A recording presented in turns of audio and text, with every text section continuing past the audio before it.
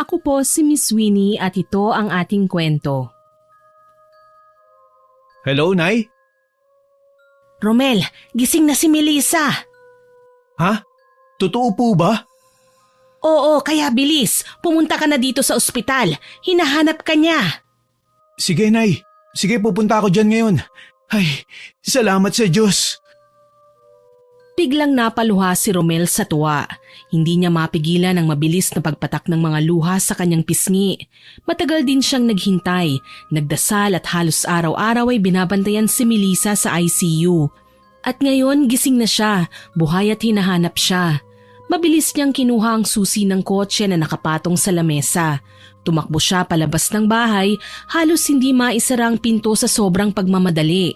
Habang naglalakad patungo sa sasakyan, nanginginig ang kanyang mga kamay, hindi sa kaba kundi sa sobrang saya at pananabik. Pagkasakay niya sa kotse, agad niyang pinaandar ito. Habang tinatahak ang daan papuntang ospital, hindi maalis ang ngiti sa kanyang labi. Panay ang bulong niya ng pasasalamat sa Diyos. Pagdating niya sa ospital, mabilis siyang sinalubong ng kanyang biyanang babae. Nasaan na siya, Nay? Nasa loob. Bale sabi ng doktor kanina, kailangan mo na siyang obserbahan sa loob ng 24 oras bago ilipat sa recovery room. Pero mukhang maganda naman daw ang responses niya. Gagaling na ang anak ko. Naku, mabuti naman kung ganun. Salamat talaga sa Diyos. Pwede po bang pumasok sa loob? Pwede naman, pero sandali lang muna ha. Bawal pa daw siyang mapagod. Tumango si Romel at agad tinungo ang pintuan ng ICU. Ramdam niya ang kabog sa kanyang dibdib habang nasa tapat ng pinto. Halos hindi siya makahinga sa sobrang excitement at kaba. Sa dami ng araw na ginugol niya sa pagdarasal, ngayon lang siya muling nakaramdam ng ganitong pag-asa. Dahan-dahan siyang pumasok sa loob at sa silid nakita niya si Melissa. Nakahiga, mahina pa rin pero gising na. Nakatingin ito sa kanya. May bahagyang ngiti sa labi at bakasang luha sa kanyang mga mata. Han? Han, mabuti at gising ka na. Ang tagal mong natulog ah. Hayaan mo na, Han. Ang mahalaga gising na ako at makakabawi na ako. Magiging maayos na rin ako.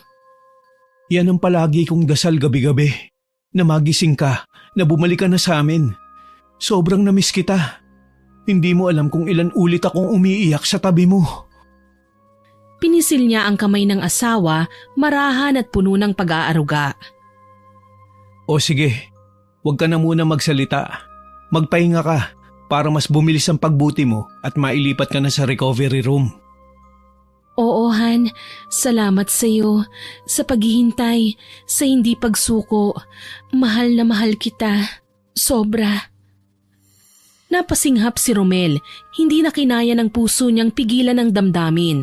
Napaluha siyang muli. Sa bawat patak ng luha, dama ang pinagdaanan nilang sakit, takot at panalangin. Hinaplos niya ang buhok ni Melissa. Mahal na mahal din kita, Melissa. Inilapit niya ang kanyang noo sa noo ni Melissa. Sa labas naman ng silid, tahimik na nanonood si Aling Lotlot. Pinunasan niya ang kanyang mga luha at isang taimtim na panalangin ang kanyang ibinulong. Salamat po at bumalik na ang anak ko. 3 buwang walang malay si Melissa matapos ang isang malagim na aksidente.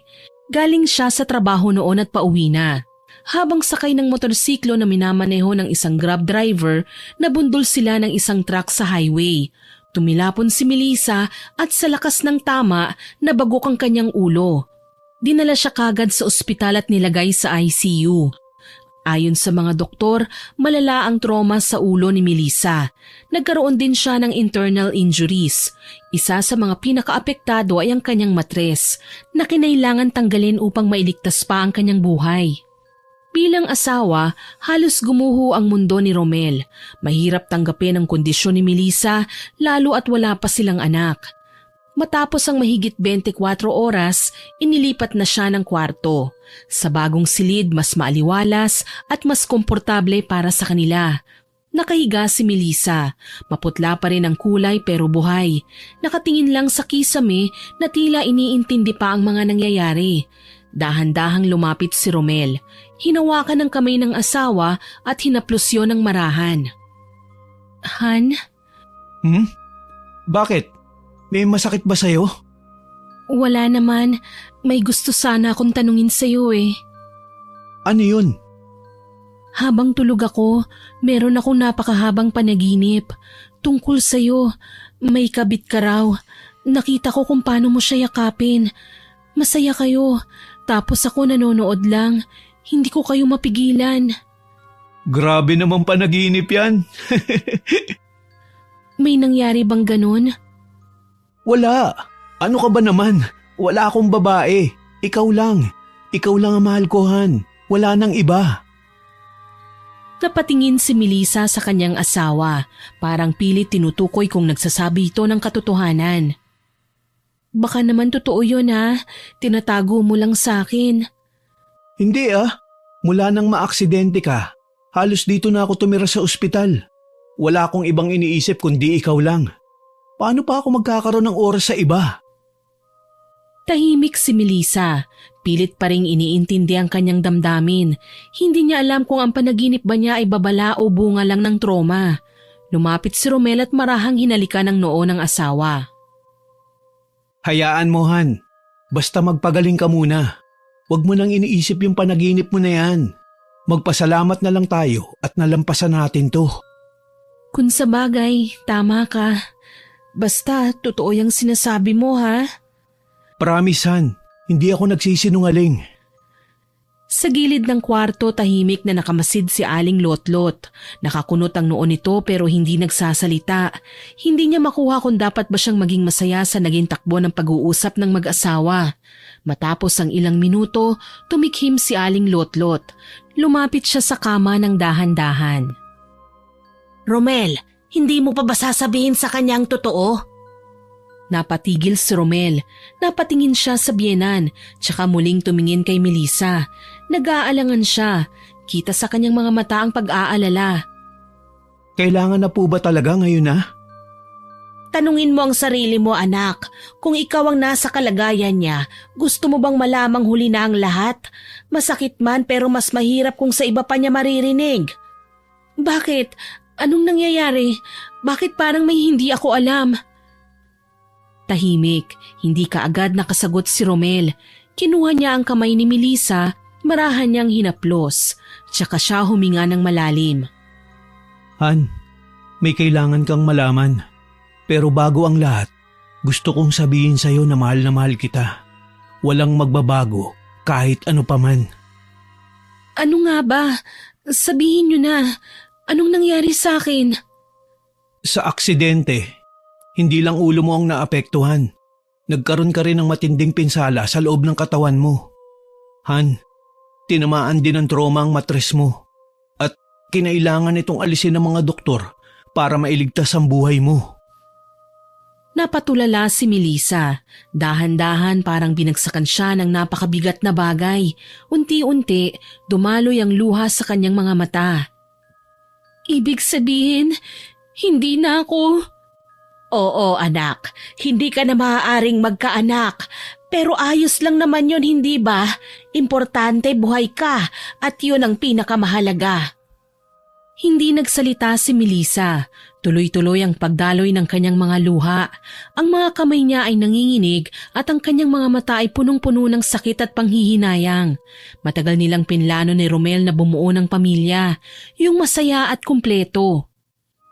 Ibig sabihin, hindi ko na mararanasan yun. Hindi ko na maririnig na may tatawag sa akin ng mama. Yumuko si Romel, halos hindi makatingin sa asawa, pero pinilit niyang ipakita ang tibay. Melissa, pakinggan mo ko. Matres mo lang ang nawala pero hindi ang pangarap natin. Basta magtiwala lang tayo sa Diyos, matutupad ang lahat ng yun.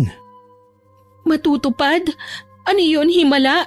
Mabubuntis ako kahit wala ng bahay bata. Nagpapatawa ka ba, Romel? Hindi ako nagpapatawa, Melissa. Alam kong hindi na pwede, hindi sa katawan mo. Pero baka sa ibang paraan. Wala ka bang naaalala? Naaalalang alin? Ano bang sinasabi mo? Wala naman. Ang sinasabi ko hindi naman nagtatapos ang pagiging mag-asawa natin sa di pagkakaroon ng anak. Pero pangarap kong mabuntis. Pangarap kong magkaroon ng anakan. Gusto kong maranasan at maramdaman kung paano gumalaw ang bata sa loob ko. Yung paghihintay ng buwan-buwan. Tapos yung panganganak. Lahat yun hindi ko na mararanasan pa. Pero bago ka maaksidente, may naging problema naman talaga sa matres mo, di ba? Di ba tinanggap na natin to noon? Wala ka ba talagang naaalala? Tama na, Romel. Huwag mo nang ungkatin yan sa akin. Natigilan si Romel. Agad niyang napansin na namumutla na ang mukha ng kanyang asawa. Tahimik na rin ito. Palipat-lipat ang tingin sa kanya at kay Aling Lotlot. Maya-maya ay napahawak ito sa kanyang ulo. Okay ka lang? Romel, sumasakit ang ulo ko. Nay, dito ka lang. Tatawag ako ng doktor. Mabilis na kumilos si Romel. Ilang sandali pa ay dumating na ang doktor at isang nurse. Sinimulan nilang suriin si Melissa. Sinabi ng doktor na may posibilidad na epekto pa rin ito ng pagkakagising niya mula sa matagal na koma. Binigyan siya ng gamot para sa sakit ng ulo. At sinabing kailangan maobserbahan pa. At kapag lumala, kailangang muling magsagawa ng CT scan. Makaraan ng ilang minuto matapos ininjek ang gamot, naging maayos na ang pakiramdam ni Melissa. Medyo maluwag na ang pakiramdam ng lahat. Han, gusto mo bang matulog muna? Oo, gusto ko munang ipikit ang mga mata ko. Pagod na pagod ang pakiramdam ko. Sige, tulog ka na muna. Nandito lang ako. Babantayan kita. Sa mga sumunod na araw, naging maayos na ang kalagayan ni Melissa. Kahit pa naging mabigat para sa kanya ang balitang hindi na siya pwedeng magdalang tao, pinilit niyang tanggapin ang katotohanan. Mabilis ang kanyang naging recovery. Ilang araw lang ay nakalabas na din at nakauwi sa kanilang bahay. Iniwasan na muna niya ang ilang negativity. Pinilit na gawing maayos ang lahat at maging masaya sa kung ano man ang meron sa kanilang mag-asawa. Maski nga ang mga album ng larawan ay iniiwasan na muna niya dahil ayaw niyang masaktan kapag nakita niya ang mga nakalagay doon ng mga lumang larawan ng ultrasound ng sanggol na nabuo ngunit hindi na ipanganak dahil sa komplikasyon. Sa kanyang pag-uwi, si Aling Lotlot ang kanyang ina ang madalas niyang nakakasama. Mula ito sa probinsya, lumuwas ng Maynila nang mabalitaan na naaksidente si Melissa. Si Romel matapos masigurong maayos na ang kalagayan ni Melissa ay bumalik na sa trabaho bilang isang engineer sa isang pribado at malaking kumpanya ng construction. Malaki ang kita niya, maganda ang posisyon at dahil dito, komportable ang pamumuhay nila. Unang linggo, tahimik at maayos ang lahat. Wala namang kakaibang napapansin si Melissa, pero isang araw biglang lumapit si Aling Lotlot sa kanyang anak. Anak, may napansin lang ako ha. Nung isang gabi, parang may babaeng tumawag kay Romel. Dinig ko sa tono ng boses nila, parang malapit sila sa isa't isa. Ano naman po ang ibig niyong sabihin, Inay? Hindi kaya may kabit ang asawa mo? Inay, wala ho. Loyal sa akin ang asawa ko. Iwag niyo ho siyang pag-isipan ng ganyan. Kung may tatawag man sa kanya, sigurado na kasamahan lang niya yun sa trabaho. Kasamahan sa trabaho? Pero ang sabi, sige, padala ako bukas. Ingat ka palagi ha. Kasamahan ba yun? Napatitig si Melissa sa kanyang ina. Parang may biglang sumundot sa dibdib niya, pero pinilit niyang pinakalma ang kanyang sarili. Baka may tinutulungan lang siyang kamag-anak. Nang hindi mo alam? Aba, kung totoo man yan na may tinutulungan siya, dapat pinaalam niya sa'yo. Ang pera niya, pera mo rin. Hindi pwede yung ganun nagagastos siya nang hindi mo nalalaman. Hayaan niyo na po. Wala namang problema sa akin yun eh. Sobra-sobrang biyaya ng Diyos sa amin. Ayos lang naman sa akin na mag-share lalo na't sa kamag-anak naman. Yun ay kung talagang kamag-anak nga. Pero hindi eh. Paano ako maniniwalang kamag-anak bakit parang palihim kung makipag-usap siya sa telepono? Hindi mo ba yun napapansin? Madalas siya sa sulok kapag may tumatawag. At ayun, sobrang mahinang-mahina pa ang boses. Naku, sinasabi ko sa'yo anak, yung ganong kilos may tinatago sa'yo yon. Hindi na sumagot si Melissa. Umiling na lang siya at tahimik na pumasok sa kwarto. Pero habang nakahiga siya, Pilit bumabalik pa rin sa isip niya ang mga narinig ng kanyang ina. Ayaw niyang maniwala kagad. Si Romel ay hindi naman ganun. Si Romel ay isang mabuting asawa. Sa loob ng halos 10 taon nilang pagsasama, ni minsan hindi siya pinabayaan nito. Sa 2 beses na nag-aaway sila, si Romel pa ang unang umiyak. Siya rin ang unang nagbuhat ng mga gamit nila sa ospital, siya ang nagtiyagang magluto, mag-alaga at magpalakas ng loob ni Melissa. Sa bawat sakit si Romel ang kasama niya. Ilang sandali pa may humintong sasakyan sa harapan nila. Sumilip siya sa bintana at nakitang dumating na si Romel. Bumaba ito ng sasakyan at may bitbit na bag. Napangiti si Melissa. Mabilis niyang inayos ang sarili, nagpunas ng muka at inayos ang kanyang buhok. Umupo siya sa gilid ng kama at naghintay. Ngunit ilang minuto na ang nakalipas ay hindi pa rin ito umaakyat. Nagtaka siya. Maya-maya may narinig siyang mga yabag. Napatayo siya. Inaasahang si Romel yun. Ngunit nang bumukas ang pinto ay si Aling Lotlot ang pumasok. "Andyan na yung asawa mo. Mabuti papuntahan mo." "Hintayin ko na lang po dito, Inay."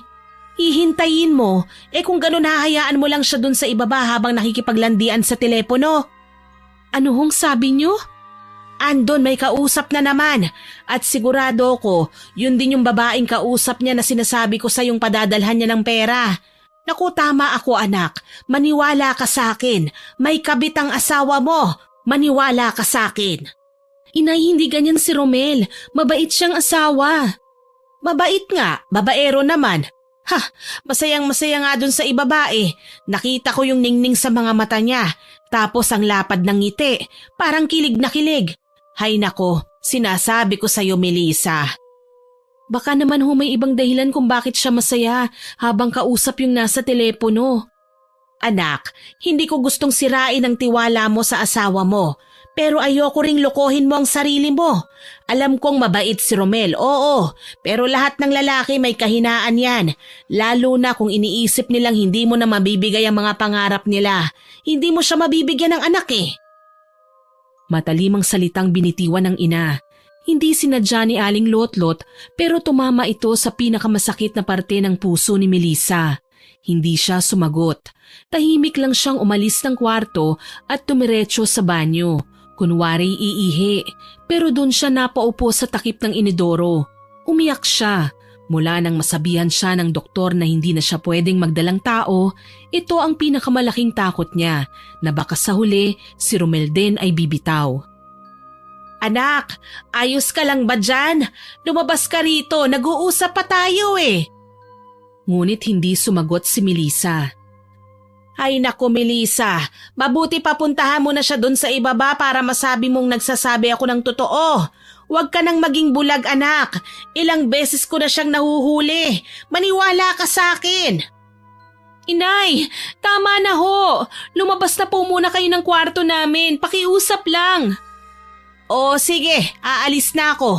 Kung ayaw mong maniwala sa akin, bahala ka. Pero pag dumating ang araw at mahuli mo siya, huwag mong sabing hindi kita binalaan ha." Lumabas na ng kwarto si Aling Lotlot. Habang nasa loob ng banyo, muli niyang inayos ang kanyang sarili. Pinunasan ang muka at pinilit niyang ngumiti sa harap ng salamin. Dahan-dahan siyang lumabas, pati na sa kanyang silid. Habang bumababa siya ng hagdan, tanaw niya mula sa itaas ang sala. At doon nakita niya si Romel, nakaupo sa sofa at nakatalikod ng konti sa hagdan. May kausap nga ito sa cellphone. Hindi niya marinig ang sinasabi nito pero nakita niyang masaya ang asawa. Pangiti-ngiti pa ito at paminsan-minsan ay bumubulong. Napatigil si Melissa sa gitna ng hagdan. Tila nanigas ang kanyang katawan. Pinanood lang niya ito, yung lalaking iniisip niyang kailanman ay hindi siya kayang saktan.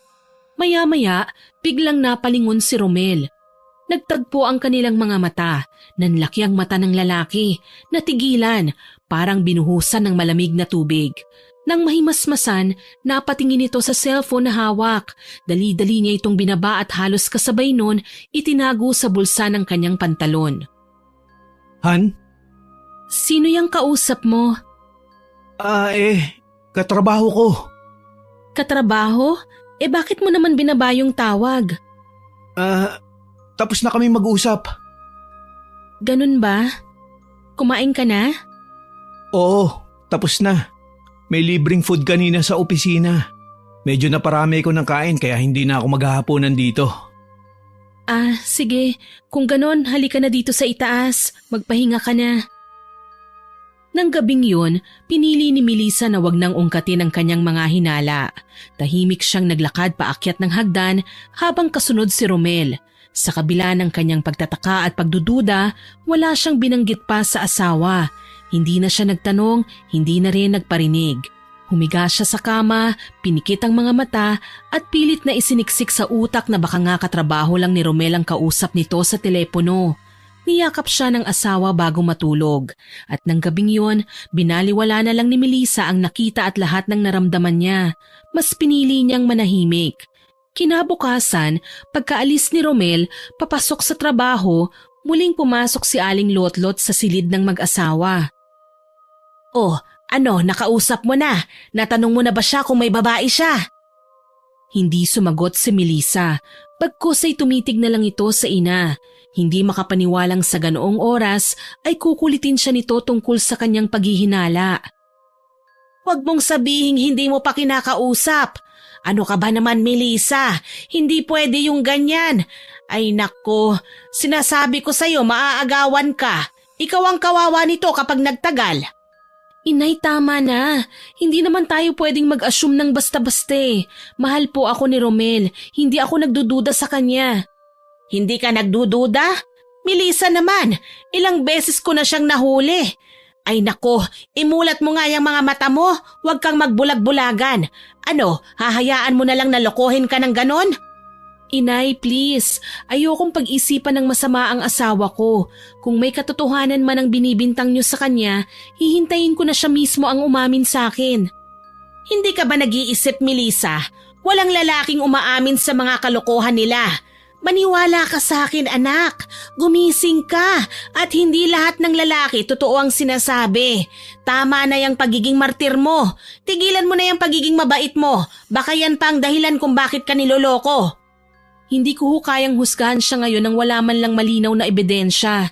Ayoko munang maniwala kung wala akong hawak na magpapatunay na may kabit nga ang asawa ko. "Ebidensya?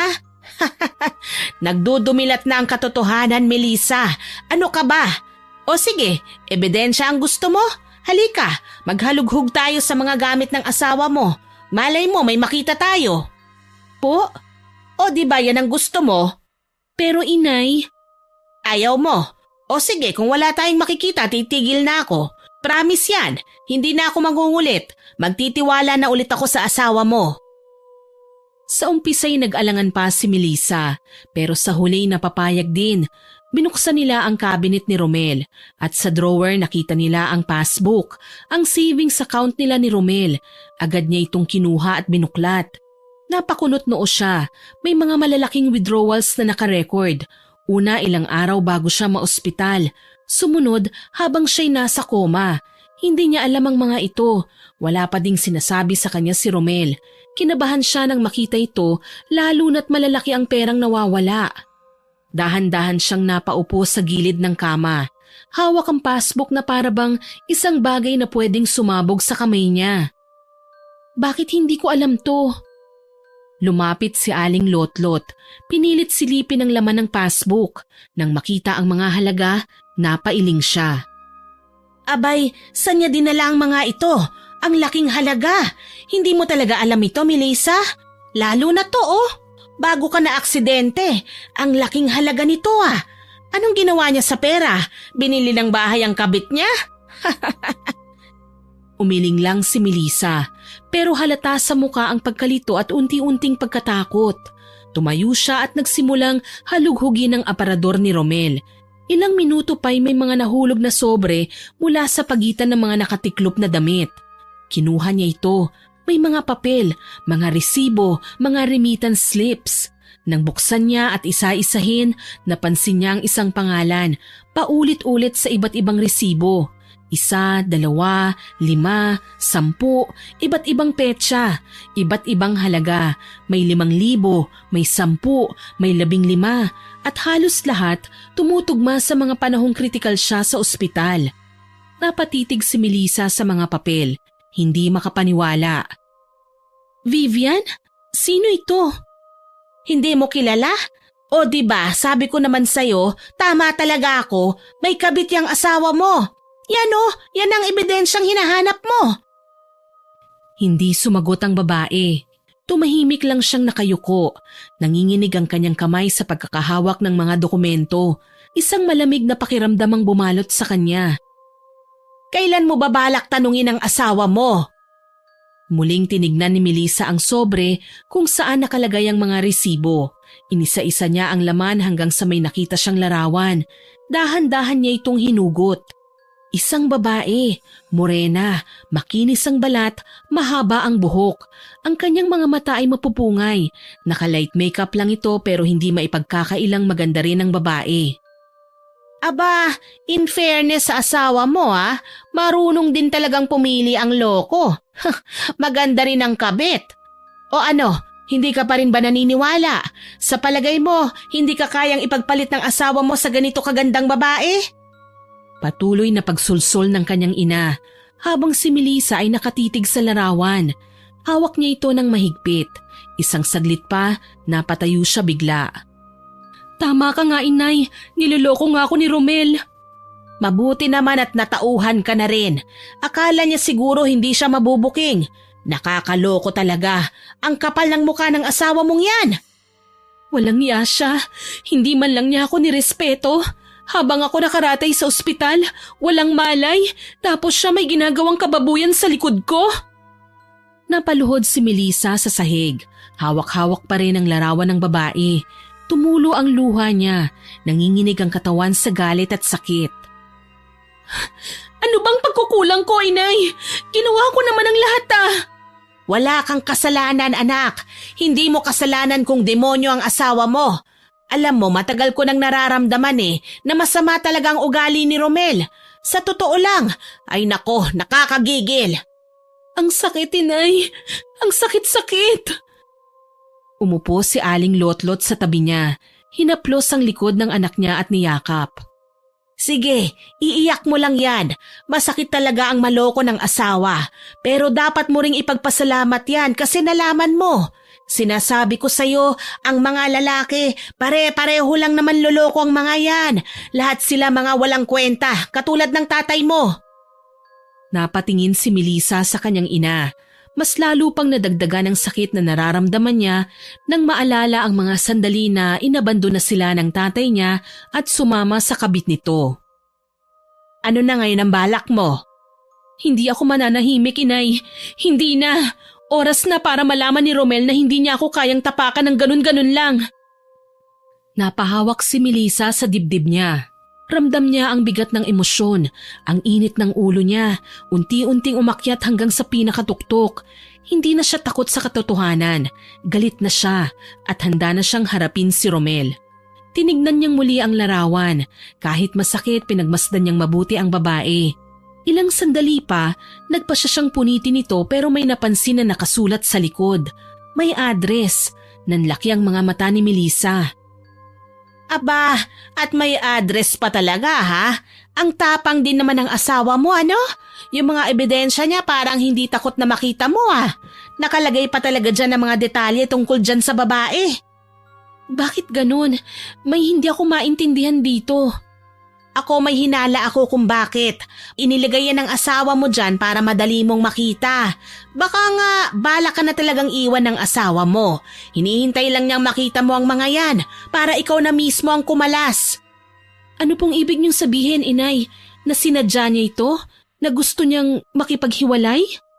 Ano pa nga ba, anak? Isipin mo, bakit hindi niya itinago ng maayos? Bakit nasa cabinet yung dalawa pa ang mga resibo, ang litrato, pati address ng babae? Kung totoong nagtatago siya, di sana tinapon o dinala na niya yan sa trabaho, hindi ba? Gusto niya akong saktan. Gusto niyang malaman ko ang lahat. Pero hindi niya masabi ng direkta. Kaya niya ito iniwan para ako na ang magdesisyon. Tama! Pinadali niya ang trabaho niya. Ayaw niyang marumihan ang pangalan niya kaya ikaw mismo ang tinulak niya na kumalas. Para kapag tinanong siya ng ibang tao, pwede niyang sabihing si Melissa ang umalis at hindi ako. Ito ba talaga ang gusto niya? Pero bakit? Tinatanong pa ba yan? Alam mo naman 'di ba kung ano ang kulang, kung ano ang hindi mo kayang ibigay? Yun marahil ang dahilan, Melissa, kasi hindi mo siya mabibigyan ng anak. Kaya tigilan mo na ang pagtitiis sa lalaking yan. Hindi na siya karapat-dapat sa'yo. Kung totoo nga na gusto niyang ikaw ang kusang bumitaw, di ibigay mo na. Basta ba, kunin mo din kung ano ang para sa'yo. Maging matapang ka. Tumayo si Melissa. Pinahiran niya ang kanyang mga luha. Ayusin mo na ito. Kailangan bago kayo maghiwalay, ayusin mo ang lahat ng dapat ayusin. Huwag kang papayag na mapunta sa iba ang lahat ng pinaghirapan mo at ng asawa mo. Kunin mo lahat. Pera, ari-arian. Huwag kang magtitira ng para sa babae niya. Tapos umuwi na tayo ng probinsya. Doon na lang tayo. Mabubuhay tayo doon ng masaya. Hindi, inay. Hindi magiging ganun kadali yun. Kailangan ko pa rin ipaglaban ng asawa ko hanggat hindi nanggagaling sa kanya na ayaw na talaga niya sa akin. Pero hindi ako basta-basta mananahimik. Pupuntahan ko ang babaeng yan. Hindi para makipag-away. Gusto ko lang marinig mula sa kanya kung anong kasinungalingan ang sinabi sa kanya ng asawa ko. At pagkatapos nun, ako na ang magdidesisyon kung paano ko aayusin ang lahat ng ito. Ikaw, bahala ka kung yan ang desisyon mo. Hindi naman ako makikialam Basta ako nandito nakasuporta sa'yo, anak. Sasamahan kita. Hindi ka pwedeng mag-isa sa ganyang lakad. Baka kung anong gawin sa'yo niyan. Huwag ho kayong mag-alala. Kaya ko po ang sarili ko. Hindi ako magpapatalo sa ganong klase ng babae. Kaya ko siyang harapin at ipamumuka ako sa kanya na hindi siya pwedeng maging masaya sa perang pinagpagura naming mag-asawa. Muli niyang isinilid ang litrato sa sobre kasama ang mga resibo. Isa-isa niyang pinulot ang mga patunay. Ipinangako niya sa sarili niya na hindi siya iiyak. Walang kaalam-alam si Romel sa binabalak ng kanyang asawa. Wala siyang ideya na may nalaman na si Melissa dahil sanay itong magtago ng nararamdaman. Kinabukasan, habang nasa trabaho si Romel, sumibat sina Melissa at Aling Lotlot. Bitbit ang larawan ng babae, sakay sila ng taxi. Hindi na sila nag-aksaya ng panahon. Pinuntahan nila ang address na nakasulat sa likod ng litrato, ang address ni Vivian. Nang makarating sila sa lugar, agad silang nagtanong-tanong sa mga nakatira roon. Isang matanda ang nagturo sa kanila kung saan ito matatagpuan. At sinabi rin na halos magtatatlong buwan pa lang doon ang babae. Matapos magpasalamat ay pinagmasdan ng dalawa ang itinurong bahay. Apartment style ang lugar, isang lumang gusali na may magkakadikit na unit. May hagdang bakal sa gilid at sa labas ng bawat pinto ay may mga nakasampay na damit, kaldero at mga lumang upuan. Halatang simple lang ang pamumuhay. Tila napako ang mga paa ni Melissa. Hindi pa siya kagad lumapit. Humugot siya ng isang malalim na hininga. Naramdaman ni Aling Lotlot ang pag-aalinlangan ng anak. Anak, ano bang hinihintay mo? Puntahan na natin. Ako na ang bahalang sumabunot sa malanding babae na yan kung kinakailangan. Huwag ka lang paaapi. Hindi kaagad kumilos si Melissa. Gusto niyang ihanda ang sarili. Hindi niya alam kung anong madadatnan. Hindi niya rin alam kung anong klaseng babae si Vivian. Ngunit biglang bumukas ang pinto. At doon, tumambad sa paningin niya ang isang morenang babae, maganda, maayos ang bihis. Ngunit nabigla si Melissa nang makita niya ang tiyan ng babae. Nakaumbok ito, halatang buntis. Para bang may tumusok sa puso niya. Nanlaki ang mga mata, natulala at hindi siya nakagalaw. Hindi siya makapaniwalang may dinadala na ito at posibleng anak ni Romel. Hindi na siya lumapit, wala siyang sinabi, hindi na niya kinaya. Mabilis siyang tumalikod at tumakbo papalayo. Melissa! Anak! Nagmamadaling sumunod ang matanda. Sumakay na sila ng taxi pagkatapos. Habang nasa loob ng sasakyan, hindi na napigilan ni Melissa ang emosyon. Napahagulgol siya ng iyak. Tila mapupugto ang hininga sa sobrang sakit na nararamdaman. Hayop na lalaking yan. Wala na talagang konsensya. Habang ikaw nakaratay sa ospital, siya naman abala sa pagtatanim ng anak sa ibang babae. Grabe na ito, anak. Kausapin mo na yung asawa mo. Hiwalayan mo na. Hindi sumagot si Melissa. Tuloy pa rin ang pag-agos ng kanyang luha. Ngunit sa likod ng kanyang mga hikbi, dahan-dahan nang nabubuo sa isipan niya ang mga plano. Hindi na siya pwedeng magpaloko. Hindi na siya pwedeng magtiis. Hindi na siya ang dating si Melissa. Anak, ipaglaban mo ang karapatan mo. Ipakulong mo yung asawa mo. Pwede yan ha? Pwede mo siyang kasuhan. Concubinage yan. Pati yung babae, kasuhan mo rin. Mabubulok silang dalawa sa kulungan. Tama po kayo. Hindi ko to palalampasin. Kukunin ko ang para sa akin. Lahat ng pinaghirapan namin. Lahat ng dapat para sa akin. Hindi ako aalis ng luhaan. Gusto nila ng gera? Sige, bibigyan ko sila. Yan ang sinasabi ko. Huwag kang paaapi. Yung perang kinita nyo, may share ka dyan. Yung bahay nyo, yung kotse, yung savings. Lahat yan may karapatan ka.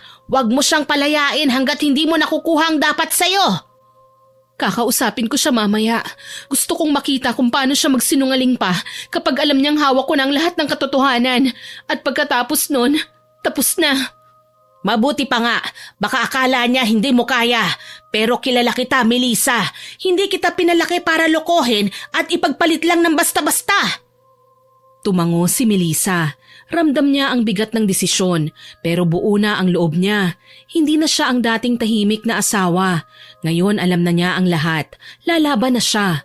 Hindi para ipaglaban si Romel, kundi para ipaglaban ang sarili niya. Haharapin niya si Romel, hindi na bilang isang martir na asawa, kundi bilang isang babae na babawi para sa hustisya. Hindi ako aalis ng talunan. Tahimik ang bahay ng gabing yon. Pero ang dibdib ni Melissa parang may rumaragasang bagyo dahil sa kinikimkim na emosyon. Hawak niya ang sobre ng mga ebidensya, mga patunay ng panlolokong matagal nang itinatago sa kanya. Tinignan niya itong mabuti, hindi para magdusa, kundi para ipaalala sa sarili kung bakit niya kailangan maging matapang. Nang marinig ang paghinto ng sasakyan sa harap ng bahay nila, humigpit ang hawak niya sa sobre. Bumukas ang pinto at pumasok si Romel na may bitbit na pasalubong. Nakangiti pa itong lumapit kay Melissa. Han, heto oh. May dala akong pasalubong para sa'yo. Paborito mo. Ngunit hindi pa man niya na iaabot ang dalang pagkain, isang malakas na sampal na ang dumapo sa kanyang pisngi. Nawalan siya ng balanse, napaatras at gulat na napatingin kay Melissa. Melissa? Anong problema mo? Bakit mo ako sinampal? Tigilan mo na yung drama mo! Alam ko na ang lahat, Romel! Huwag mo na akong lokohin pa! Ano? Anong alam mo? Hindi ko alam kung anong sinasabi mo. Huwag mo na akong paikutin. Alam kong may babae ka. Alam ko na. At hindi lang yun, may anak na kayo. Nakita ko siya. At nakita ko ang tiyan ng babae. Buntis siya. Ang kapal ng mukha mo. Hindi makatingin ng diretsyo si Romel. Namumutla na ito. Nagkakamot ng batok parang hindi alam kung saan magsisimula. Melissa, wala akong anak sa iba. Wala akong babae. Hindi ko alam kung saan mo nakuha yung kwento na yan. Huwag ka nang magsinungaling, Romel. Nakita ko ang mga resibo sa envelope. Nakita ko ang mga withdrawal sa bangko habang ako'y nasa ospital. Walang iya ka. Nagawa mo pang gumastos habang nakaratay ako. Oo, totoo may mga withdrawals ako pero… Pero ano? Anong ipapalusot mo, ha? Hindi ko pa pwedeng sabihin sa'yo, Melissa, kung bakit. Pero maniwala ka sa akin. Wala akong ginagawang masama. Hindi kita niloloko. Wala kang ginagawang masama. Buntis ang babae, Romel. Huwag mo akong gawing tanga. Tama na. Hindi ko gagawin sa'yo yun. Mahal kita, Melissa. Sinungaling! Sinungaling ka! Bakit mo ako niloko? Bakit mo ginawa sa akin to? Ano ha? Malungkot ka ba na nabuhay pa ako? Malungkot ka ba na ngayon magiging komplikado pa ang relasyon nyo? Natahimik si Romel. Kita sa mga mata nito ang gulat, pero pilit na pinakakalma ang sarili. Melissa, hindi ko alam kung bakit mo ako ginigisa ng ganito. Hindi ko siya kilala. Malay ko ba kung kaninong anak ang dinadala niya? Lahat na lang ididinay mo, kahit huling-huli ka na. Wala kang awa. Alam mong nasa ospital ako, nag-aagaw buhay tapos ikaw nakikipaglandian sa iba? Sino ba nagsabi sa'yo niyan? Hindi totoo ang kwento na yan. Kung may problema tayo, pag-usapan natin to ng mabuti. Ayusin natin, Melissa. Maraming gustong sabihin si Romel pero bago pa siya ulit makapagsalita, natigilan siya. Mula sa likod ni Melissa, sumulpot si Aling Lotlot. Galit na galit ang mukha nito, nakapamewang at matalim ang tingin. Mas lalong tumaas ang tensyon sa bahay nila. Abay, ang kapal din ng mukha mo, Romel. Nagtatapang-tapangan ka pa dyan, ha? Lahat ng ebidensya hawak na namin. Mga resibo, larawan, address ng babae. Tapos ngayon nagmamaang-maangan ka pa. Nay, huwag kayong makialam. Problema namin mag-asawa to. Huwag akong makialam? At bakit hindi? Niloko mo ang anak ko habang nasa bingit ng kamatayan. Dapat sa'yo pinapahiya. O baka gusto mong makatikim din ng sampal galing sa akin. Umatras si Romel, napatingin sa asawa. Si Melissa naman ay halos mapuno ng luha ang mga mata, pero nananatiling matatag. Mabuti pa umalis ka na muna. Ngayon din, ayokong makita yung pagmumukha mo. Melissa, pag-usapan natin to. Hindi mo pwedeng basta-basta lang ako palayasin. Mag-asawa tayo. Hindi mo na ako asawa. Hindi asawan tawag sa taong pinipili ang iba. Hindi asawan tawag sa taong ginagastos ang pera naming mag-asawa para sa kalandian niya. Saan naman ako pupunta? Dalhin mo sa kabit mo. Diba dun ka naman masaya? O sige, aalis ako kung yan ang gusto nyo.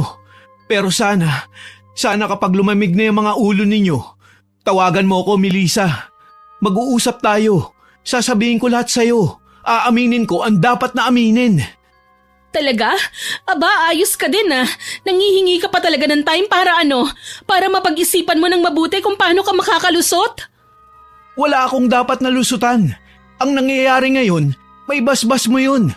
Hindi ko lang kagustuhan. Pero hindi ko pa yung pwedeng sabihin dahil baka lalo tayo magkaproblema. Kailangan kong ayusin muna ang lahat. Wala akong ginagawang masama. Habang nag-iimpake ng gamit si Romel, tahimik lang si Melissa. Tumutulo ang luha niya pero hindi siya humahagulgol. Nang makalabas si Romel, huminga siya ng malalim. Lumapit si Aling Lotlot at niyakap siya. Hayaan mo na yon. Ang dapat mong isipin ngayon ay kung paano mo makukuha ang lahat. Oho, inay. Humanda sila. Hindi ko sila aatrasan. Ipamumukha ko sa kanila na hindi ako ang talunan. Siya ang nawalan, hindi ako. Ilang araw ang lumipas mula nang umalis si Romel, hindi na ulit sila nagkita. Ilang beses mang tumawag ang asawa niya, hindi niya sinasagot. Tiniis talaga niya si Romel. Isang gabi habang nagkakape siya mag-isa, biglang naisip niyang alamin kung ano ang nangyayari sa asawa niya. Hindi siya nakatiis. Kailangan niyang malaman. Kailangan niyang makita kung ano ba talaga ang ginagawa ng asawa niya. Kaya't kinaumagahan, nagsimula na siyang kumilos. Una, tinawagan niya ang dati niyang kaibigang si Joy na receptionist sa dating opisina ni Romel. Wala siya dito sa opisina, Mel. Na-assign na siya sa field ng isang construction project sa Makati. Pero bumabalik-balik din siya rito para sa reports. Alam mo ba kung kailan siya madalas naroon? Usually Monday hanggang Wednesday, tapos bumabalik siya dito sa opisina ng Thursday. Tapos balik ulit sa field. Salamat, Joy, ha? Teka, may nangyayari ba? Bakit mo tinatanong kung nasa ng asawa mo? Wala naman. Pero Joy, wag mo sanang sasabihin sa kanya na nagtatanong ako sa'yo tungkol sa kanya, ha? O sige, okay lang. Hindi naman kami masyadong close ni Sir eh. O basta kung may gusto kang malaman, tawagan mo lang ako, ha? Sige, thank you talaga. Kinabukasan, nagpunta siya ng Makati. Nagtago sa loob ng isang sasakyang kanyang nirentahan pansamantala. Doon niya inantay si Romel at gaya ng sabi ni Joy, naroon nga ito, namumuno, nagsusukat, nakikipag-usap sa mga foreman. Tutok na tutok sa trabaho, ni hindi makita ni Melissa na may bahay dito ng lungkot o pagsisisi. Parang wala itong ginawang mali. Nagbantay pa siya. Pagsapit ng tanghali, bigla itong umalis. Sumakay ng kotse. Mabilis ang kilos ni Melissa. Sumunod siya gamit ang nirentahang sasakyan. Bawat liko, bawat kanto, tiniyak niyang hindi siya mapapansin. Hanggang sa huminto si Romel sa isang ospital. Bumaba ito, may hinihintay. Ilang saglit pa, dumating si Vivian. Maganda, maayos ang itsura. Nagtagpo sila sa harap ng ospital at sa hindi inaasahang tagpo, hinawakan ni Romel ang tiyan ni Vivian. Tuwang-tuwa ang mukha nito. Napakuyom ang kanyang palad at napamura dahil sa inis. Halos manigas din ang katawan niya dahil sa sakit. Pinipigilan niyang humikbi. Hindi ako iiyak. Hindi ngayon. Pumasok ang dalawa sa loob. Naghintay pa siya ng konti. May idea na siya kung saan pupunta ang dalawa, pero hindi siya sigurado. Sinundan niya ang dalawa. Gustong alamin kung sino ang OB-GYN ng babae. Ngunit nang malaman niya ang totoo, uminit kagad ang kanyang ulo. Nalaman niyang si Doktora Reyes ang doktor ng babae. Siya yung doktora ko noon ah. Bakit dito? Nag-abang pa siya. Nagtago na lumabas na ang dalawa. Nang wala na ang dalawa, pumasok siya sa opisina ni Doktora. Doktora Reyes? Melissa, kumusta ka na? Matagal na tayong hindi nagkita. Maupo ka. Dok, hindi na ako magpapaligoy-ligoy pa. Alam kong kilala mo ko at kilala mo rin ang asawa ko, hindi ba? Si Vivian, kilala mo? Yes, para saan ba itong usapan na ito? Nakita ko ang asawa ko kasama ang babae na yon. Dito sila pumasok at alam kong nagpa-check up sila sa'yo. Gusto kong malaman kung si Romel ba ang ama ng pinagbubuntis ng babaeng yon. Mrs., bilang doktor may tungkulin akong pinangangalagaan ang privacy ng mga pasyente ko. Hindi ko maaaring, hindi ako nagpunta dito para makichismis o makiusyoso lang. Gusto ko lang ng kumpirmasyon. Alam ko na ang lahat, doktora. Mrs., huminahon ka. Wala ako sa lugar para makialam sa problema niyong mag-asawa. Pag-usapan niyo na lang po itong dalawa. Kausapin mo ang asawa mo. Makinig ka sa kanya. Hindi na kailangan. Wala naman na akong balak na makipagbalikan pa sa kanya. Pero may gusto kong ipakiusap sa inyo. Makikiusap ka? Gusto ko pong patayin niyo ang sanggol na dinadala ni Vivian. Natigilan ng doktora sa narinig. Napatitig siya sa mukha ni Melissa. Nakita niyang seryoso ito, ni hindi kumukurap ang mga mata nang sabihin ng mga katagang yun. Alam mo bang krimen ang pinagagawa mo sa akin? Alam ko. Bakit tatanggihan niyo ako? Madali lang naman ang pinagagawa ko sa inyo eh. Patayin niyo ang sanggol, ang bunga ng kataksilan ng asawa ko. Wala yang karapatang mabuhay. Hindi ko maaaring gawin yan. Magkano po ba? Sabihin niyo, babayaran ko kayo kahit magkano. Mrs., hindi ho ako aborsyonista. Isa akong doktor. At kahit pa personal ko kayong kilala ng asawa mo, hindi ko pwedeng sirain ang panata ko bilang isang doktor. Ang trabaho ko magligtas ng buhay, hindi ang pumatay. Hindi niyo kasi naiintindihan kung anong nararamdaman ko ngayon, doktora. Ang sakit-sakit. Niloko ko ng asawa ko. Naiintindihan ko kung ano yung nararamdaman mo at kung ano yung pinagdadaanan mo. Pero Melissa, mabuti pa, magpatingin ka ulit sa doktor. Magpagaling ka muna ng husto para malinawan ang isip mo. Tapos tsaka mo kausapin ang asawa mo. Magkakaayos kayong dalawa. Sinasabi niyo bang may sakit ako? Bakit ko kailangan magpatingin sa doktor? May alam ba kayong hindi ko nalalaman? Uulitin ko, kayong dalawa ng asawa mo ang mag-usap. Sige na, marami pa akong haharapin. Alam nyo, sana hindi mangyari sa inyo ito. Sana hindi kalokohin ng asawa mo para hindi mo maramdaman kung anong nararamdaman ko. Ma'am, maaaring hindi ko nga alam kung anong nararamdaman mo. Pero alam ko ang tama sa mali at hindi ko pipiliing magkamali at magpadala sa emosyon ko. Kapag napatunayan kong sangkot ka dito at may kinalaman ka sa panloloko at pagkonsinti sa asawa ko, humanda ka, maski ikaw pagbabayarin ko. Tahimik na lumabas si Melissa. Mabilis ang kanyang lakad, matapang ang kanyang muka. Pagsakay ng sasakyan, humarurot at dumiretso sa tinutuluyang bahay ng babae. Ilang minuto lang nasa harap na siya sa pintuan ng apartment. Agad siyang kumatok at tinawag ang pangalan ni Vivian. Lumapit ang isang babae sa kanya at sinabing wala si Vivian. Umalis na ito at ilang araw na raw nakalipat. Sinundo ng isang lalaking nakakotse. Tinanong niya kung alam ng babae kung saan ito nakatira. Agad naman siyang sinagot. Ang walang ya, doon niya dinala si Vivian? Humanda ang babaeng yon. Humanda siya sa akin. Halos mapatid ang hininga ni Melissa sa loob ng sasakyan dahil sa kasisigaw. Alam niya ang lugar kung saan dinala ni Romel ang babae niya. Natatandaan niyang binili niya ang property na yun. Wala pang 1 taon. Pero hindi nga lang niya matandaan kung para saan. Naramdaman niyang sumakit ang ulo niya. Doon niya napagtanto na may mga bagay na hindi na niya matandaan. May mga bagay na nawawalan ng paliwanag. Pero dahil sa galit, hindi niya yun masyadong inintindi. Umuwi siya sa bahay nila at sandaling nagbihis. Napansin kaagad ni Aling Lotlot ang mukha ng kanyang anak. Lumapit ito kagad sa kanyang anak. "Oh, bakit ganyan ang mukha mo? Imbiyernang imbierna ka. Parang Biyernes Santo yung mukha mo. Ano bang nangyari?" "Inay, galing ako dun sa bahay ng babae. Pero wala na siya dun. Lumipat na raw ng Bulacan. Sinundo ng lalaking nakakotse." "Ang ibig mo bang sabihin, posibleng nagsama na silang dalawa? Ibinahay na niya ang kabit niya?" Tumango si Melissa. Nailing sa galit si Aling Lotlot. "Ba't ang kapal talaga ng mukha ng dalawang yon? Wala na talagang hiya. Dapat sa mga yan mabigyan ng leksyon. Kailangan mong gumante, anak. Gaganti tayo. Tutulungan kita. Pagbabayarin natin sila ng mahal sa ginawa nila sa'yo." Tahimik si Melissa, nakatingin sa sahig, nanginginig ang labi. Ramdam ng kanyang ina ang galit at imbis na awatin lalo pang pinalala. Sa araw ding yon hindi na nag-aksaya ng oras ang mag-ina. Sumakay kagad sila ng sasakyan ni Melissa.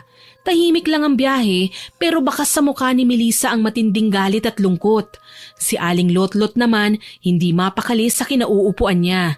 Panay ang buntong hininga, panay ang sulyap sa anak. Nang makarating sila sa Bulacan, huminto sila sa tapat ng isang maliit ngunit maayos na townhouse. Bago pa ang bahay, malinis ang pintura, may ilang paso sa labas, may kurtinang puti sa bintana. Nasa driveway ang isang pamilyar na kotse.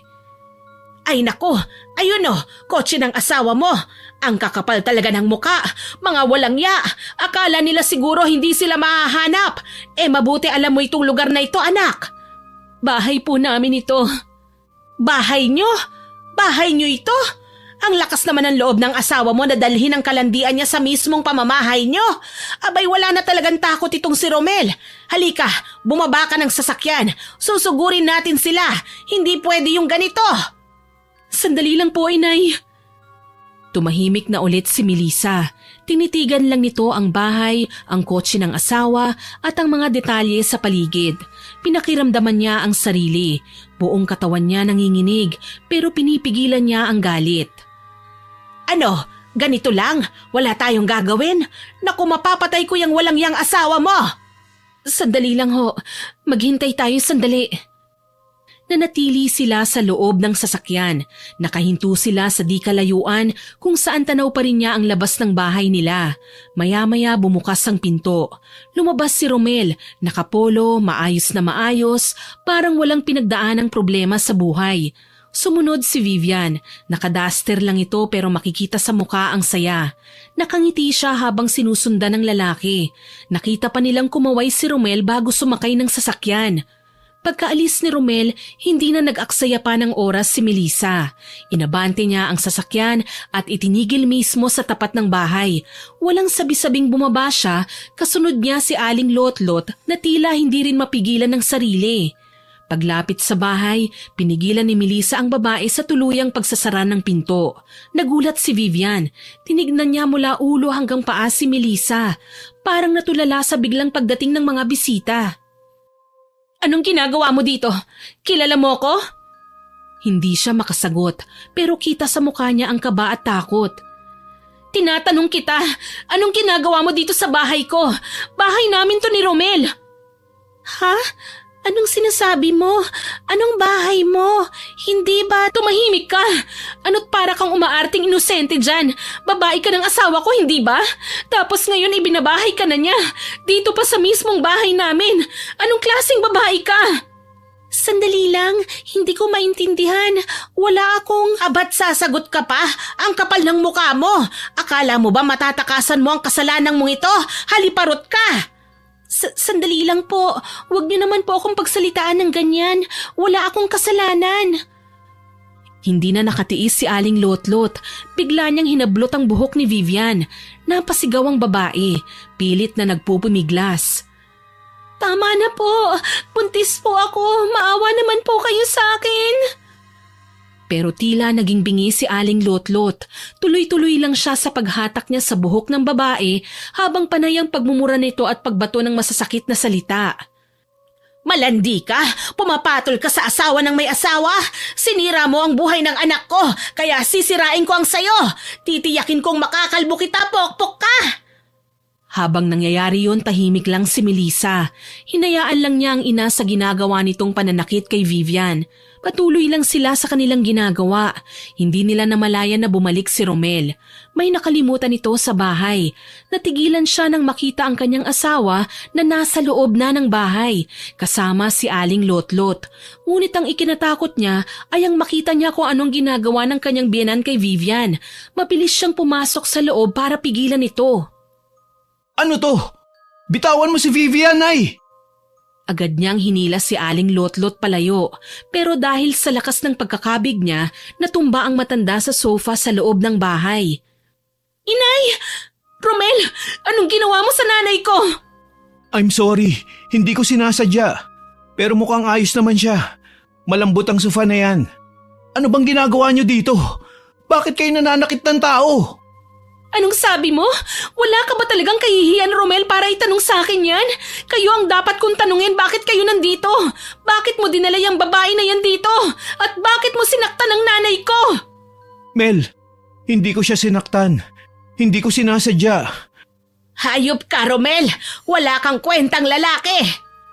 Makinig muna kayo. Sasabihin ko na ang totoo. Sasabihin ko ng lahat. Pag-usapan na natin to ngayon. Pero bago pa masimula ng paliwanag, biglang nagreklamo si Vivian ng pananakit ng tiyan. Nakangiwi ito at nakahawak sa kanyang puson. Agad na nakita ni Romel ang dugong dumadaloy sa binti ng babae. Aray, ang sakit! Tulong! Tulungan mo ako, Romel! Nataranta si Romel. Hindi! Hindi pwedeng mamatay ang anak ko! Halika na! Dadalhin na kita sa ospital! Sandali! Anong dadalhin? Mag-uusap pa tayo, Romel! Walang aalis! Hindi! Saka na! Kailangan muna nating madala sa ospital si Vivian. Baka mapano ang bata. Agad na inalalayan ni Romel si Vivian. Binuhat pa ito papunta sa kotse. Mabilis na pinaandar ang sasakyan at umalis. Naiwan sa loob ng bahay sina Melissa at Aling Lotlot. Kita mo yon? Kita mo kung paano ka tinalikuran ng magaling mong asawa? Iniwan ka dito na parang basahan. Nay, hindi ko ho alam kung anong iisipin ko ngayon. Pero ang sakit po. Parang hindi ako makahinga. Naku, relax ka lang anak.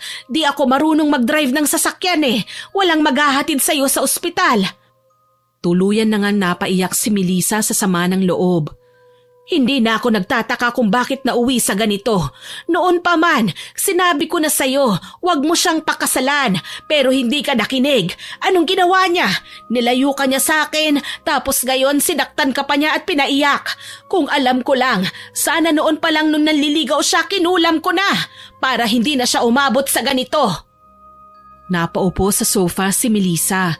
Hawak ang ulo niya. Hindi niya lubos maisip na mangyayari sa kanya ang ganito. Lahat ng pinangarap niya sa pagsasama nila ni Romel biglang gumuho. Anak, ayoko na talagang makita kang ganito. Hindi ako papayag na basta ka na lang nilang tratuhin na parang basura. Hindi ako papayag. Gagantihan ko sila sa paraang alam ko.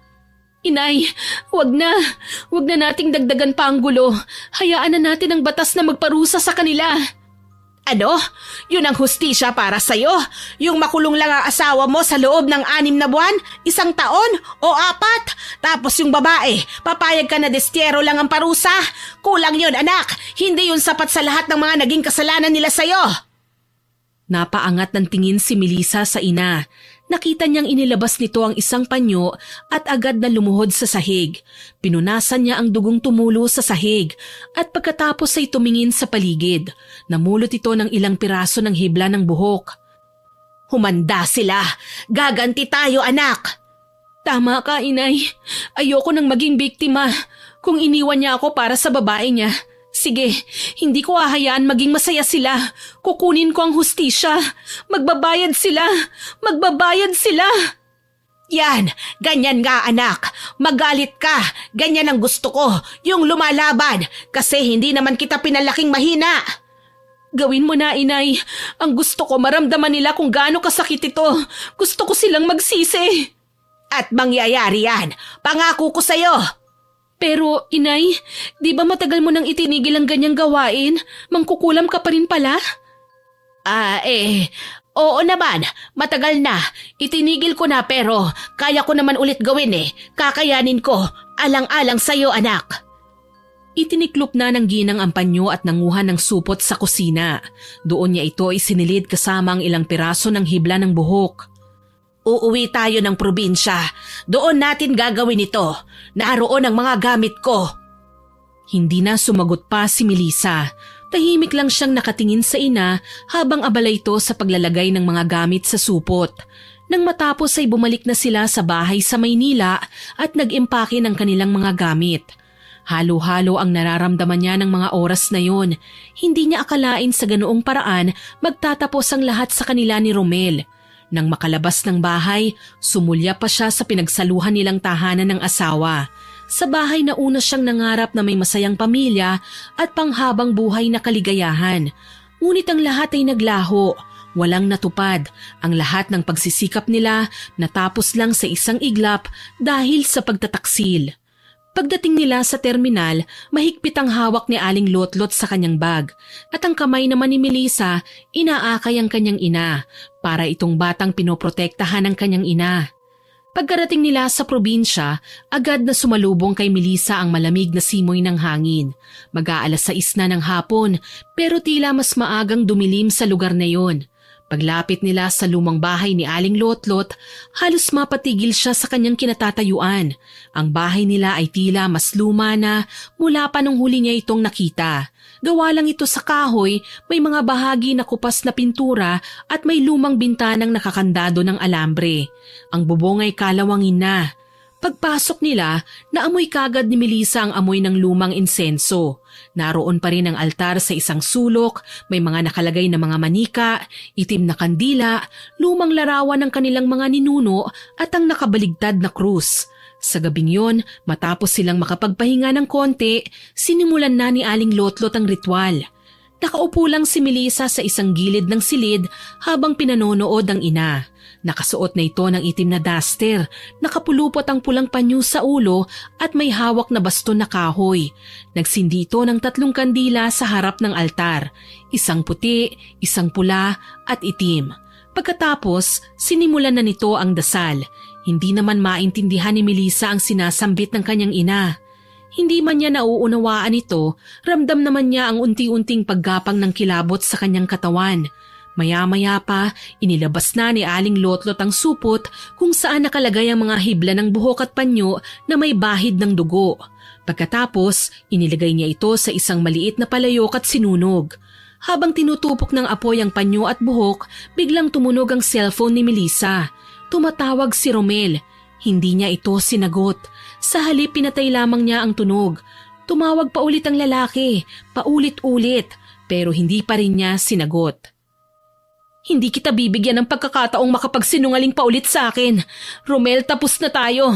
Maniningil na ako sa mga kasalanan mo. Sa huli, pinatay na niya ang telepono. Kasabay nito tapos na ang ritual. Nakatulog na ang mag-ina pagkatapos. Samantala sa lumang bahay na yon, doon tumira ang mag-ina sa loob ng halos 5 buwan. Sa panahong yon, natutunan na muli ni Melissa ang katahimikan, malayo sa maingay na lungsod at sa magulong relasyong iniwan niya. Hanggang isang hapon, habang naglilikpit si Aling Lotlot ng mga tuyong dahon at bote ng langis, siya na mismo ang nagbanggit. Gusto mo na bang bumalik ng Maynila? Bakit pa, inay? Para makita natin kung gumana nga sa kanila ang orasyon. Tamang-tama, manganganak na yung kabit. Napatingin si Melissa sa ina. Maya-maya ay tumango siya. May bahagi sa puso niya na gusto ngang malaman kung naging epektibo ang kulam nila. Makalipas ang 2 araw, bumalik na nga sa Maynila ang mag-ina. Pagdating sa bahay, medyo maalikabok na ang paligid. Halatang matagal nang walang tao. Agad silang naglinis ni Aling Lotlot habang si Melissa ay pasulyap-sulyap sa paligid. Maraming alaala ang bumalik. Ayos ka lang? Oo naman, inay. Ayos na ayos ho ako. Medyo nanibago lang ako ulit. Kinabukasan ng umaga, habang naglilinis ulit si Melissa, may narinig siyang mahinang katok sa pinto. Pagtingin niya sa labas, nandoon si Romel. Hindi agad nakakilos ang babae. Nagulat siya. Hindi niya inaasahan na muli pa silang magkikita. Melissa, mag-usap tayo. Please, papasukin mo ako. Binuksan niya ang pinto at walang alinlangan na pinapasok ang lalaki. Kumusta ka? Mabuti. Bakit hindi mo sinasagot ang mga tawag ko? Importante ang mga sasabihin ko eh. Saka alam mo ba, halos araw-araw ako nandito. Inaabangan kung babalik ka. O ngayon nandito na ako, ano pang sasabihin mo? Ano pang kailangan mo sa akin? Han, sumama ka sa akin. Han? Anong Han? Ang kapal naman ng mukha mong tawagin pa ako ng ganyan. Nakakadiri ka. Makinig ka sa akin. Wala akong kasalanan at kaya kong patunayan sa'yo yan. Hindi ako nagtaksil sa'yo. Nako, sinungaling! Nay, wag na muna kayong makisali. Kailangan ko pong linawin sa asawa ko ang lahat ng nangyari. At kaya kong patunayan yun sa'yo, Melissa. Sumama ka sa akin. Kahit ito lang, pagbigyan mo ko. Nagkatinginan ng mag-ina. Matapos ang ilang sandali, tumango si Melissa. Sumama siya kay Romel. Iniwan nila si Aling Lotlot maski nagpupumilit ito na sumama. Sa ospital siya dinala ng asawa. Bakit mo ko dito dinala? Hindi sumagot si Romel. Pumasok sila sa loob ng opisina ng doktora. Pagpasok nila, nandun din si Vivian. Nakaupo ito sa sulok. Malaki na ang tiyan at halatang malapit na manganak. Maputla ito, medyo pumayat at may galis sa kamay. Napangiti ng lihim si Melissa. Bahagyang gumaan ang loob niya. Anong ginagawa natin dito? Bakit nandito yan? Agad na inilabas ng doktora ang ilang dokumento. Nakalista ron ang pangalan niya at ni Romel. Nakita niya ang mga pirma niya sa papeles kung saan sumasang-ayon siya sa nakalahad sa dokumento. Melissa, bago ang lahat, gusto kong magpakilala sa iyo ulit. Ako si Doktora Ann Reyes, nakatatandang kapatid ni Romel. Ano? Magkapatid kayo? Oo, at alam mo yun dati. Lumapit kayo sa akin para manghingi ng tulong kasi hindi talaga healthy ang matres mo. Wala kang kakayahang manganak kaya lumapit kayo sa akin at sa asawa ko na nagsasagawa ng gestational surrogacy program. Totoo ba ang lahat ng ito? Bakit ganun? Bakit wala akong maalala? Dahil may kondisyon ka na kung saan nawawala ang ilang alaala mo bago mangyari ang trauma o aksidente mo. Ano? Melissa, hindi ba't kasama pa kayo na isinagawa sa ibang bansa ang program? Hindi ko maalala. Si Vivian ang napili natin magdala ng anak natin. Plano nating dalawa to. Natahimik si Melissa. Parang biglang bumalik ang lahat sa kanya. Bago mangyari ang aksidente, masayang-masaya sila. Tumawag si Romel sa kanya habang nasa daan at sinabi nitong matagumpay na nabuo ang embryo sa sinapupunan ni Vivian. Iyak siya ng iyak sa tuwa noon. Pakiramdam niya, matutupad na rin ang matagal nilang pangarap na magkaanak. Kaya't sa sobrang excitement, agad siyang umuwi. Sumakay siya ng motor. Doon na siya inabutan ng aksidente. Ngayon malinaw na sa kanya, lahat ng ginagawa ni Romel ay bahagi ng planong gusto rin naman niya noon. Ang bahay sa Bulacan ay ibibigay kay Vivian oras na maipanganak niya ang anak nilang mag-asawa. Ang pera, allowances, gastos sa ospital at check-ups, lahat yun ay napagkasunduan nila. Kung ganun, nagkamali ako. Hindi kabit si Vivian? Walang kabit si Romel. Lahat ng ito ay legal sa pagitan nating lahat. Si Vivian surrogate lang siya, hindi siya kabit. Hindi makapagsalita si Melissa. Napaupo siya. Tumulo ang luha niya. Hindi niya alam kung para sa sarili niya o sa anak na nasa sinapupunan ngayon ng babaeng minsan niyang kinamuhian. Bakit? Bakit hindi mo kagad sinabi sa akin, Romel? Pagkalabas mo sa ospital, natakot ako kasi baka Baka makasama sa'yo kung pipilitin kitang maalala mo ang lahat. Sa tuwing magtatangka kong sabihin sa'yo, nauudlot dahil laging sumasakit ang ulo mo. Nung nasa Bulacan na tayo, bala ko na talagang sabihin sa'yo ang lahat. Kaso nalagay naman sa alanganin ng bata at kailangang unahin siya para sa kapakanan ng magiging anak natin. Tapos yun, wala na. Hindi ka na ulit nagpakita. Tumingin si Melissa kay Vivian. Namumutla ito, parang may sakit. Hindi ito makatingin ng diretsyo sa kanya. Kita sa anyo nito ang hirap at totoo ngang nagdusa ito sa pagbubuntis. Tumayo si Melissa at lumapit sa kanya. Pinagmasdan niya ito ng ilang segundo. Sa loob niya, labis ang naging pag-aalala niya. Ilang sandali pa, bigla siyang lumuhod sa harap ni Vivian. Agad na umiyak ang babae habang nakaluhod. Hindi niya maipaliwanag ang bigat na nararamdaman niya sa kanyang dibdib. Hinawakan niya ang tiyan ni Vivian. Dahan-dahan, mabilis siyang nagsisi sa kanyang mga ginawa. I'm sorry. Sorry sa lahat ng nagawa ko. Sa lahat ng mga nasabi ko. Hindi ko alam kung anong gagawin ko. Please, Vivian, anak ko, patawarin mo ko. Tama na po, ma'am. Naiintindihan ko naman po kung bakit tayo umabot sa ganong sitwasyon dati. Ako rin po. Sigurado ako kung ako ang nasa sitwasyon nyo, baka mas malala pa po ang nagawa ko. Hindi ko rin alam kung kakayanin ko eh. Pero tapos na po yun. Ang mahalaga ngayon buhay ang bata. Maayos ka at maayos na rin kami. Mas lumakas ang iyak ni Melissa. Hindi niya na napigilang humagulgol. Alam niyang mas malala pa doon ang kanyang nagawa. Hindi lang pagsisisi ang nararamdaman niya ng oras na yun kundi takot. Takot sa pwedeng kahinatnan ng kanyang anak. Nilapitan siya ni Romel. Maingat na inalalayan para makatayo. Ayos lang lahat, Han. Hindi ko nahahayaan pang masaktan ka. Susubukan natin buuin uli ang lahat. Basta gusto mo magsimula, magsisimula tayo. Dahan-dahan niyang niyakap si Melissa. Bagamat may takot pa rin sa puso ng babae, ramdam niyang totoo ang mga salita ni Romel. Ngunit bago pa man siya makasagot, biglang nanlabo ang kanyang paningin. Romel? Melissa? Umikot ang paligid. Unti-unti siyang nanghina at nanlamig. Sa isang iglap, hinimatay si Melissa. Melissa! Nagkagulo sa loob ng opisina ni Doktora.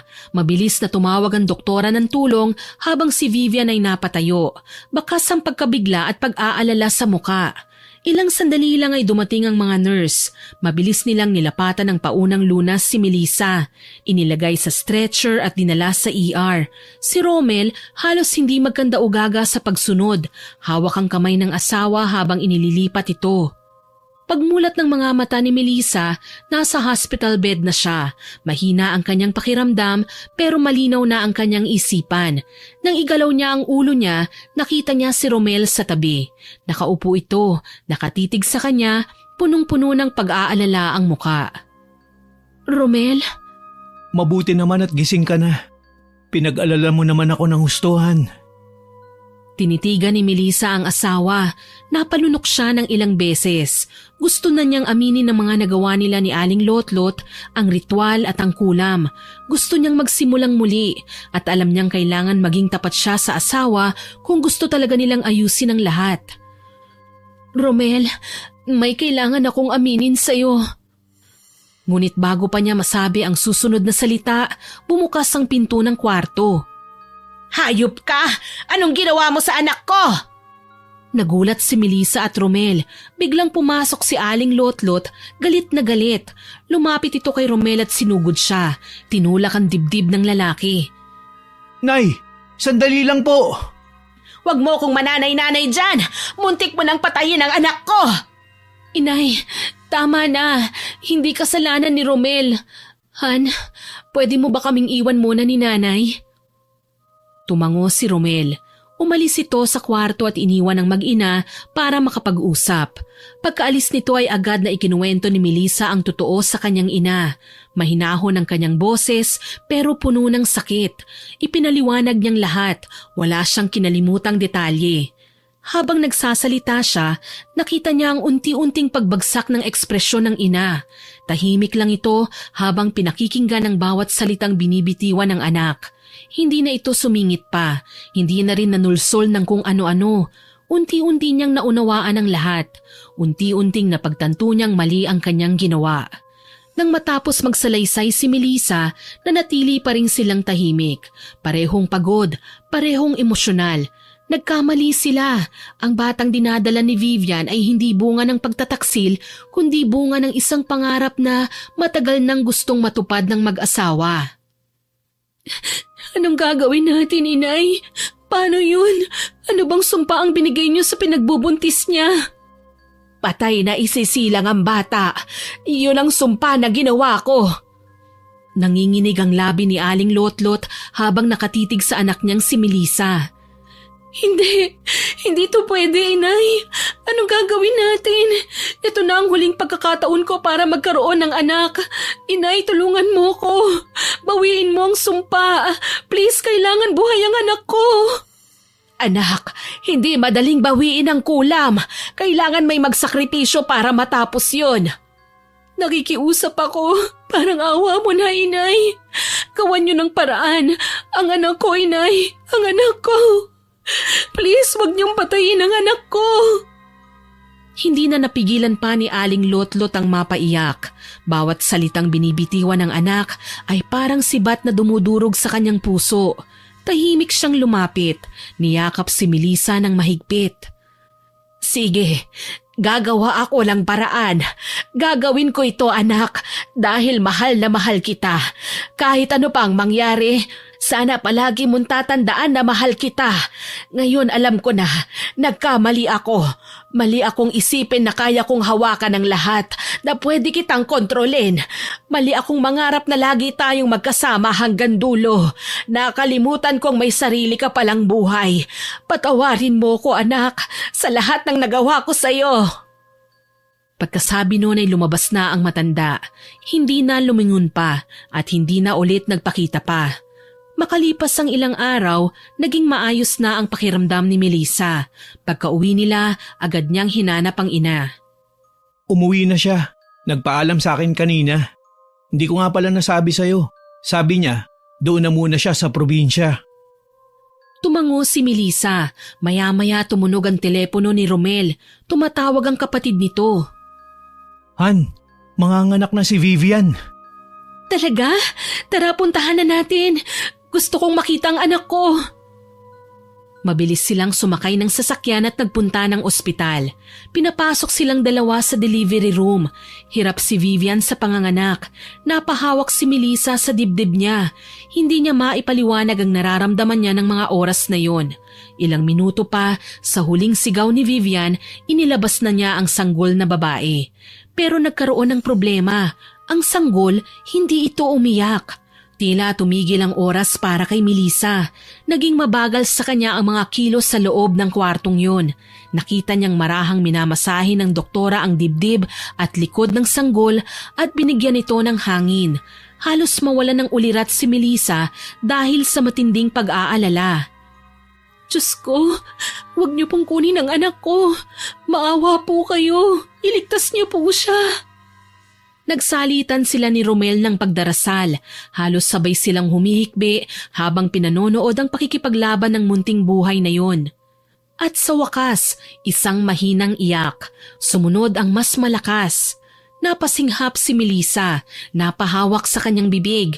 Umiyak siya sa sobrang tuwa. Buhay ang anak nila. Buhay ang sanggol. Umiyak din si Vivian habang nakapikit sa pagod. Lumapit si Melissa sa kanya, humawak sa kanyang kamay. Salamat Vivian. Pagkalipas ng ilang oras, habang karga ni Melissa ang kanyang anak at pinagmamasdan nitong natutulog sa kanyang dibdib, tumunog ang kanyang cellphone. Hindi niya inaasahan ang sasabihin ng nasa kabilang linya. Kausap niya ang kanyang pinsan sa telepono. Ibinalita nitong patay na ang kanyang ina. Natagpuan daw itong walang buhay sa luma nilang bahay, ilang oras pa lang ang nakakaraan. Parang nawala ulit ang lakas ni Melissa. Nang makita ito ni Romel, agad niyang kinuha ang sanggol at ibinalik sa higaan. Anong nangyari? Patay na si nanay. Natahimik silang pareho. Kapwa malungkot sa di inaasahang pangyayari. Sa oras na yon, napagtanto ni Melissa na sa mismong oras ng kanyang pinakamasayang araw, sakto ding dumating ang pinakamalungkot na balita. Masakit para sa kanya yon, pero alam niyang kagustuhan yon ng kanyang ina. Alam niyang isinakripisyo nito ang sarili alang-alang sa kanya at sa magiging anak niya. Sa araw ding yon, umuwi sila ng probinsya. Diretso sila sa bahay ng kanyang ina. Inihanda ang maayos at marangal na lamay at libing. Pagbalik nila sa Maynila, unti-unti nilang inayos ang kanilang mga buhay. Si Vivian, bagamat hindi naging parte ng araw-araw nilang pamilya, ay hindi rin nila iniwan sa ere. Ibinigay nila ang lahat ng para sa kanya. At ang bata, pinangalanan nilang Lottie. Isinunod nila ito sa pangalan ng kanyang ina. Samantala, si Melissa ay parati pa rin nakukonsensya sa kanyang mga nagawang pagkakamali. Madalas siyang lumuhod at manalangin sa gabi. Ilang ulit na humihingi ng tawad sa Diyos. Inilapit niya ang puso niya, ang kanyang mga kasalanan, ang kanyang kahinaan at ang kanyang pagsisisi. Nangako siya sa Panginoon na palalakihin niya si Lottie na may takot, may mabuting puso at hindi niya pababayaang maging masama. Alam niyang hindi niya kayang baguhin ang nakaraan, pero kaya niyang itama ang kanyang kinabukasan bilang isang ina. Naging payapa ang mga sumunod na taon. Napatawad na ni Melissa ang sarili. Naghilom na rin ang sakit sa puso niya. Mula sa madilim na pagkakamali, sumibol ang panibagong liwanag. At sa liwanag na yon, nahanap muli ni Melissa ang kanyang pananampalataya, pag-asa at ang tunay na kahulugan ng pamilya. At sa isang bahagi ng pagkatao ni Melissa, ang lihim na yon, ang nagawa niyang kasalanan, ay pinili niyang panatilihin na lang na sikreto habang buhay. Naway nagustuhan niyo ang aking ibinahaging kwento, pero bago ko po tapusin ito, gusto kong mag-shoutout sa mga masusugid nating tagapakinig. Shoutout po kina Mukbanger21 Mix na nag-comment po sa parusa sa tendera ng prutas upload na nice story daw po at ang laking tulong daw ng stories natin sa gaya niyang may insomnia. Sa Timbang Family na taga-Tahian, Golden City, Imus, kay Miss Jenilyn Mix Vlog, Ma'am Elvira Malakas from Bagong Barrio, Caloocan City, Ma'am Cecil Vlog at sa Sarmiento Family from Pangasinan, Miss Sandra Cuello, kay May Honeylord 23 na nag-comment sa Dalagang Manunugis at sa parusa sa tindera ng prutas upload na avid listener daw po natin siya from Russia at nakakawala daw po ng stress at pagod ang mga stories natin dito. Kay Miss Len TV na watching from Saudi Arabia, kay Miss Grace Amora na nag-comment po sa Lihim ng Matandang Dalaga upload na beautiful story of pure and true love daw po ito. Salamat po ma'am at nagustuhan nyo.